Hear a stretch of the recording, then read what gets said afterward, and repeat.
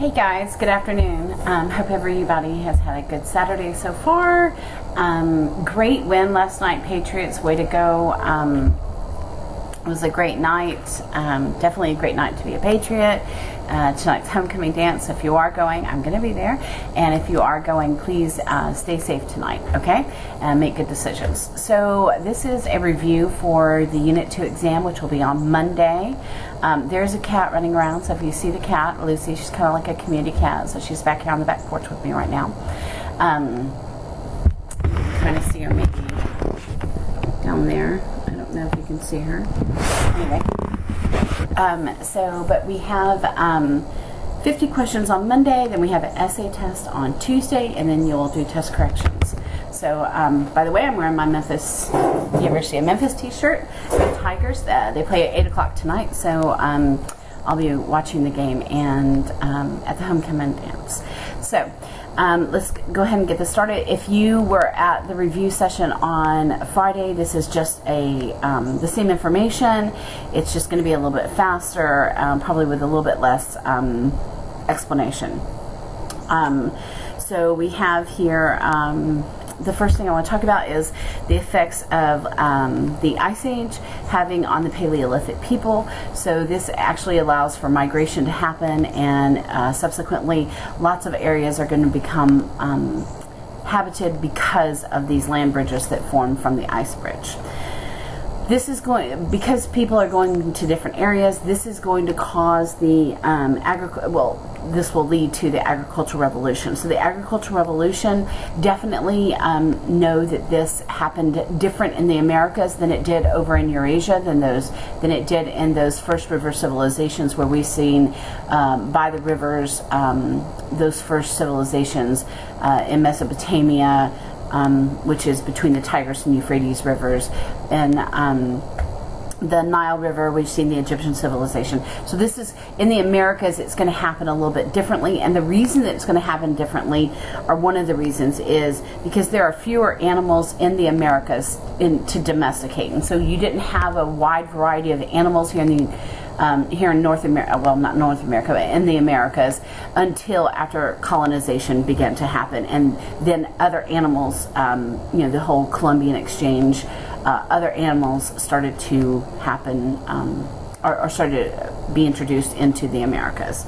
So, but the big thing is, because there are not animals to domesticate, think hunting and gathering, the big transformation to herding and farming, and because there are not a lot of animals to domesticate, or big animals, what happens is there's the absence of these pastoral societies in the Americas, as we had seen in definitely the Eurasia location. All right, so remember, these early civilizations, they're very patriarchal, father-centered, oldest male authority.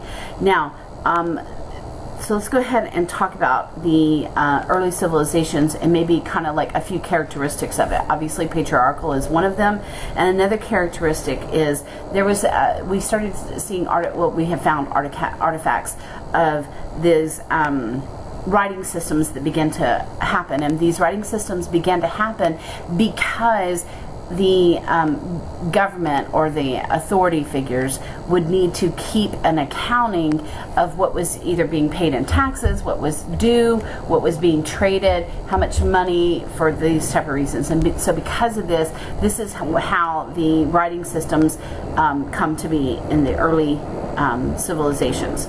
Now, these civilizations, obviously, when you start having a civilization take over another civilization, this is how you get the formation of an empire. Now remember, we've talked about what an empire is and what the characteristics of those empires. So make sure that you go back. There's actually a document that we had. It was the PIE chart that we did, and definitely go back and look at that. That should be in your Google Drive. Now, remember that territories were gained through conquest, and that you were only really and truly the ruler, or the emperor, the king, whatever. They were most interested in the benefits that whatever area they conquered could give them, be it some type of natural resource, or be it, people for their military, or whatever the case may be. But they definitely, it was all about what the new area could give to them. So, speaking of new areas and conquests, the Persian Empire is definitely a great example of this. I do want you to write down that you need to go to page 146 and look at that map of all of the areas that the Persian Empire had amassed. So very quickly, remember that prior to this, the Greeks were... Greece was definitely not a centralized government. Greece was a heavily fragmented place. You had different city-states, which is two of the main ones that we've studied are Athens and Sparta. Make sure that you think Venn diagram here, how Athens was and how Sparta was. Definitely about the women for that. And because of this, it was either weak or the absence of monarchs. And so now let's go ahead and go to Persia. So Persia has, when they would take over an area, they would allow the local authority that was there to remain in power, as long as this local authority, borrowing a term from Game of Thrones, bent the knee to them, then this would be okay. They could remain in power, and as long as they continued to do what the new emperor wanted them to do. So the lower level officials would definitely stay in their, for the local authority. Also know that they, however, they employed imperial spies. So if this local authority person was not doing what they should do, then they were definitely removed from that, and I'm sure that was a very ugly scene for them. Now, make sure that you know about the Hellenistic period and how this spread of Greek culture. Also know about the Roman the Roman slaves. Make sure that you know that a third of the population was slaves, and this was in the last video, I believe. When you became a slave in Rome, in the Roman Empire, it was mostly because you had been a prisoner of war.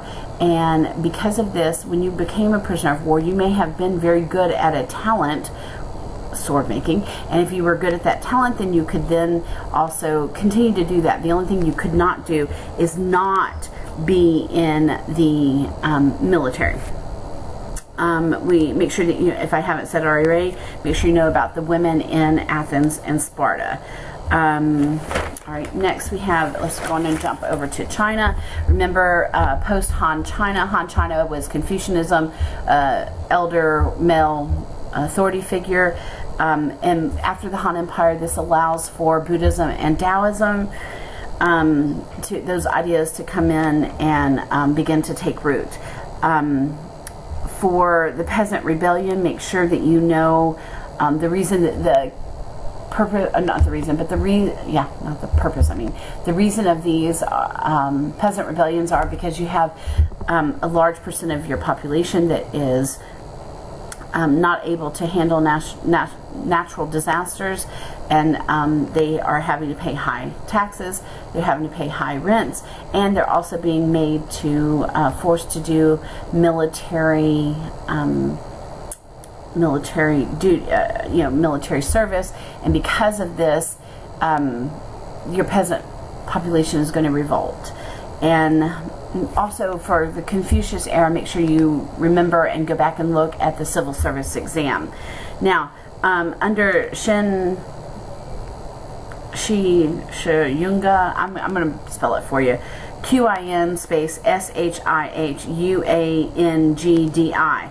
Under this ruler, it was a centralized government, but the most important thing under this is that he had, under his administration, they created this standardization of weights and measurements and currency. Those are the three big things.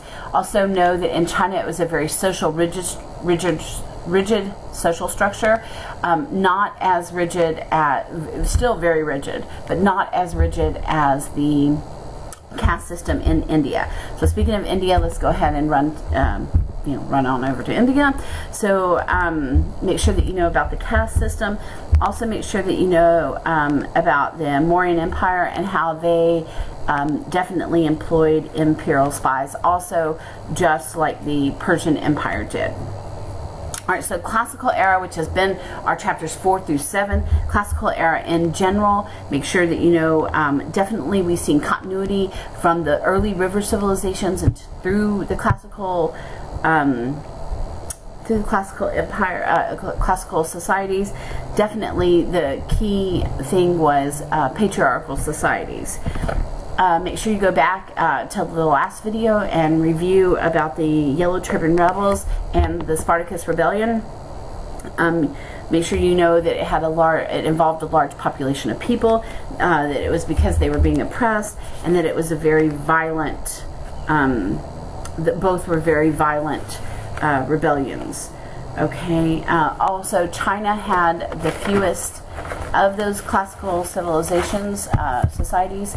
China had the fewest. They had the fewest amount of spies. Not spies, slaves. What is wrong with me? All right, so quickly, we're going to go over religions very quickly, and then I just have a few other quick things about Africa and the Americas, and we're done. I'm probably not going to get in under 15 minutes like I was trying, but whatever. All right, so religions. Greek philosophy. Remember, this is religions / philosophy. So we have Greek philosophy. It's definitely secular. Whatever. It's definitely secular. Remember, there are 3 philosophers that we looked at probably the most: Socrates, Plato, and Aristotle. Socrates is all about this questioning format. This is meant to foster this concept of having confidence with your reasoning, and it's all about human reasoning. Next, we have Zoroastrianism. We see a change in Zoroastrianism to this monotheistic belief, and remember that there are there's one God, but there's also a negative, and so the kind of good God is Mazda. It has A-H-U-R-A. I have no idea how to pronounce it. And then the kind of bad God, which you could, I'm going to spell it for you, A-N-G-R-A. The last part is M-A-L-N-Y-U or Y-A. I think I have a U. And he's looked at as bad. Not having religion, not converting anybody, but if you kind of think of this as the religion of Christianity, how you have God and then the devil, and then and God is equated to good in the Christianity religion. In Zoroastrianism, you have Mazda, which would be good. And then this second one, which a student in the review session said that the way he remembers it is that the second one is has the first word of that looks like angry. It's A-N-G-R-A and then space M-A-L-N-Y-U, and he's considered the bad. So again, just trying to make a parallel, not having any religion source. Now, next you have Judaism. The key things: monotheistic. God definitely in the Judaism religion. It says here that it's the demand that they believe that God. The belief is that God has a demand for social justice, and that He's definitely engaged in throughout history. Next, you have the philosophy of Confucianism. Again, very secular, and it's authority, male-centered, the eldest male. Taoism, remember that nature is more paramount than the human, so it's all about the nature. Next, we have Christianity, monotheistic, prevalent in Europe and North Africa by 500 CE. In North Africa, it's mostly stemmed from the Coptic Church in Egypt. Remember, the word Coptic, C-O-P-T-I-C, means Egyptian Christian. All right, and then the last one is Buddhism, which is Eightfold Path and Dharma. Now, I know that some of you are going, wait a minute, I thought Dharma was Hinduism. It's in both. Make sure you know. Now, kind of the last thing, and very quickly, we have Africa and the Americas. So I'm just going to quickly go. The Moche or Moch civilization, I'm going to spell it for you, M-O-C-H-E, civilization. Then make sure you know the importance, the significance of the statue of Augustus that was found in Meroe, or Meroe.